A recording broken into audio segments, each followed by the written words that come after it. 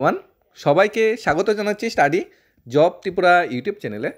আজকের ডেটে আমরা ত্রিপুরা রাজ্যে চাকরি প্রত্যাশী ভাই বোনদের জন্য দুটি জব নোটিফিকেশন নিয়ে এসেছি। একটি জব নোটিফিকেশন এসেছে রেভিনিউ দপ্তর থেকে, আরেকটি জব নোটিফিকেশন এসেছে ইলেকশন অর্থাৎ নির্বাচন দপ্তর থেকে। দুইটি ডিপার্টমেন্টে ভালো সংখ্যক ভ্যাকেন্সি এসেছে। দুইটা চাকরি ত্রিপুরা সরকারের অধীনে ডাইরেক্ট রেগুলার পে স্কেলের চাকরি। তোমরা যারা অ্যাপ্লাই করতে চাও, কী কোয়ালিফিকেশন চাওয়া হয়েছে, কী কোয়ালিটি চাওয়া হয়েছে বা স্যালারি স্ট্রাকচারটা কী চাওয়া হয়েছে, এখানে কীভাবে ফর্ম ফিল আপ করতে হবে বা সিলেবাসটা কী, স্টেপ বাই স্টেপ সব আমরা জানার চেষ্টা করবো এই ভিডিওতে। প্রথমত আমাদের রাজ্যের মন্ত্রিসভাকে ধন্যবাদ জানাই, মন্ত্রিসভার সদস্যদের ধন্যবাদ জানাই।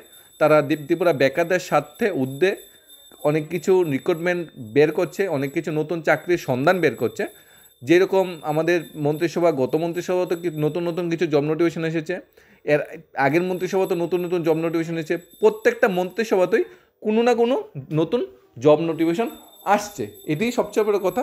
মাননীয় মন্ত্রী বা মন্ত্রিমণ্ডল ত্রিপুরা বেকারদের সাথে কিছু চিন্তা করছে। এখন আমরা জব নোটিফিকেশনে চলে যাচ্ছি।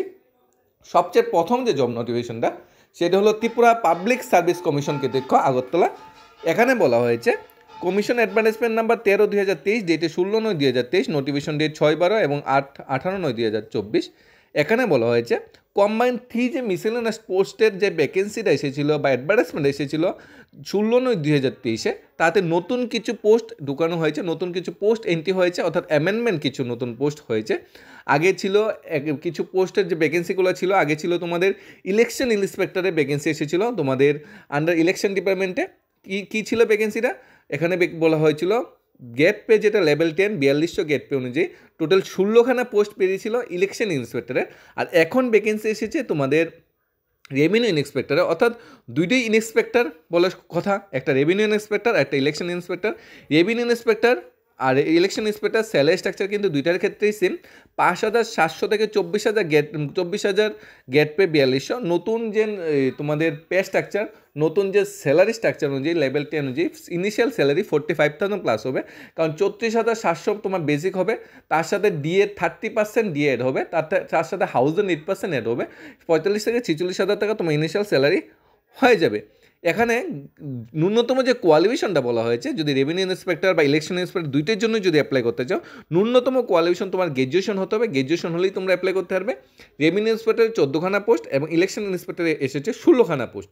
এখানে রিজার্ভেশন ইউআর SC ST অনুযায়ী এখানে রিজার্ভেশন আছে, সেটা এখানে আলাদা। রিজার্ভেশনের ক্ষেত্রে আবার ওমেন রিজার্ভেশনের কিছু ফর্মালিটি এখানে মেনটেন করা হয়েছে। এখানে বলা হয়েছে আর্লিয়ান অ্যাডভার্টাইজমেন্ট নাম্বার 13/2023, যারা ইলেকশন ইন্সপেক্টরের জন্য যারা অ্যাপ্লাই করেছিলে তাদের আলাদা করে রেভিনিউ ইন্সপেক্টরের জন্য অ্যাপ্লাই করতে হবে না, বা যারা আগে ইলেকশন ইন্সপেক্টর অ্যাপ্লাই করতে পারো নি তোমরাই এখন অ্যাপ্লাই করবে। আর নতুন যারা এই বছর পাস করে বেরিয়েছে তোমরা এবার অ্যাপ্লাই করবে। আগে যারা অ্যাপ্লাই করো নি তাদের জন্যই এই ভ্যাকেন্সিটা বেরিয়েছে। এখানে বলা হয়েছে the terms and will be unchanged. আর এলিজিবিলিটি ক্রাইটেরিয়া বা এজ যেটা বলা হয়েছে সেটাও আমরা দেখে নিই। এজ যেটা বলা হয়েছে 18 থেকে 40 বছরের ভিতরে তোমার বয়স হতে হবে। 5 ইয়ার্স রিল্যাক্সেশন দেওয়া হবে SC ST ক্ষেত্রে, আর গভর্নমেন্ট সার্ভেন্ট যারা আছে তাদের ক্ষেত্রে। এখানে PRTC ম্যান্ডেটারি অ্যাপ্লাই করতে, PRTC ছাড়া কিন্তু অ্যাপ্লাই করা যাবে না। ফিজিক্যাল হ্যান্ডিক্যাপদের জন্য এখানে এজ রিল্যাক্সেশন আছে। লাস্ট ডেট যেটা বলা হয়েছে, লাস্ট ডেট 19 নভেম্বর। 19 নভেম্বরের ভিতরে কিন্তু অ্যাপ্লাই করে নিতে হবে। 13 নভেম্বর থেকে 19 নভেম্বর, ঠিক আছে, 5:30টার ভিতরে কিন্তু অ্যাপ্লাই করতে হবে। এখানে অ্যাপ্লাই করার যে ফর্ম ফিল আপ প্রসেস সেটাও আমরা আলোচনা করে দিচ্ছি। এখানে স্কিম অফ এক্সামিনেশন যেটা হবে বা এক্সামিনেশন সেন্টার যেটা হবে, এক্সামিনেশন সেন্টার ত্রিপুরা যে 6টা examination centre TPC exam conduct করে। একটা হলো আগরতলা, আমবাসা, বেলুনিয়া, ধর্মনগর, কৈলাসহর, উদয়পুর। এক্সামিনেশন যেটা হবে প্রিলিমিনারি এক্সাম হবে এবং মেইন এক্সাম হবে। প্রিলিমিনারি এক্সাম যেটা হবে তোমার জেনারেল স্টাডি অ্যান্ড অ্যারিথমেটিক থেকে প্রিলিমিনারি এক্সাম হবে, 1 hour 30 minute তোমাকে টাইম দেওয়া হবে। তারপর হবে এই প্রিলিমিনারি এক্সাম যারা কোয়ালিফাই করবে তার মেইন এক্সাম হবে। মেইন এক্সাম থাকবে পেপার 1 থাকবে ইংলিশ, পেপার 2 থাকবে জেনারেল স্টাডি অ্যান্ড অ্যারিথমেটিক। এখানেও 100 মার্কস, পেপার 1-এ 100 মার্কস থাকবে, আর 2 hour 30 টাইপ দুইটা মিলে 2 hour 2.5 ঘন্টার মতো তোমাকে সময় দেওয়া হবে। তারপর হবে পার্সোনালিটি টেস্ট। 3টা মানে বডি বা 3টা স্ট্রাকচার মেনটেন করে যাওয়ার পর তুমি চাকরিটার জন্য মানে এলিজিবল হবে। তার টোটাল মার্কস পার্সোনালিটি টেস্টে 20 মার্কস থাকবে পার্সোনালিটি টেস্টে টোটাল, মানে আর প্রিলিমিনারি এক্সামের মার্কসটা কিন্তু মেইন মানে এক্সামে কিন্তু এটা মানে কাউন্ট করা হবে না। তুমি মেইন এক্সামে যে মার্কসটা পাবে আর পার্সোনাল টেস্টে যে মার্কসটা হবে এটার ভিত্তিতেই ফাইনাল মেরিট লিস্টটা কিন্তু প্রিপেয়ার হবে।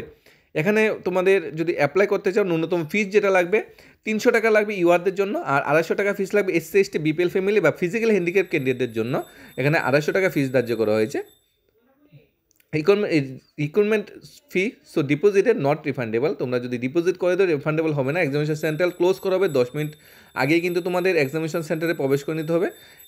বাকি যেগুলো আছে এক্সামিনেশন সেন্টার সেই বাকিগুলো same, mobile phone, electric gadget এগুলা ইন্টারভিউ বা এক্সামিনেশন হতে নিয়ে যেতে দেওয়া হবে না।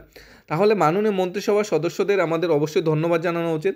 মাননীয় মুখ্যমন্ত্রী মানিক শাহ, আমাদের মাননীয় বিদ্যুৎ মন্ত্রী বা কৃষিমন্ত্রী রতনলাল, বা অর্থমন্ত্রী রাজ্য সিংহ রায়, জেলমন্ত্রী শান্তনা চাকমা, ঠিক আছে, এই যে মানে বা আমাদের যে খাদ্য মন্ত্রী সুশান্ত চৌধুরী বা সমাজ কল্যাণ সমাজ শিক্ষামন্ত্রী টিঙ্কুরে, সবাইকে ধন্যবাদ জানানো উচিত। সবার একটা অচেষ্ট প্রয়াসে বেকারদের সাথে নতুন নতুন কিছু ভ্যাকেন্সি এসেছে বা আসছে।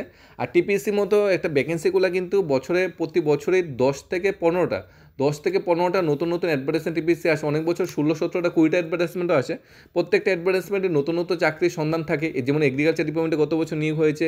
তাছাড়া আমাদের ফার্মাসিস্ট বা এলোপ্যাথি ট্যাবলেটের টেকনিশিয়ান ভ্যাকেন্সিটাও ফুলফিল হয়েছে, স্টাফ নার্স ভ্যাকেন্সিটাও ফুলফিল হয়েছে, কম্বাইন 1 কম্বাইন 2 ভ্যাকেন্সিও সবগুলো ফুলফিল হয়েছে।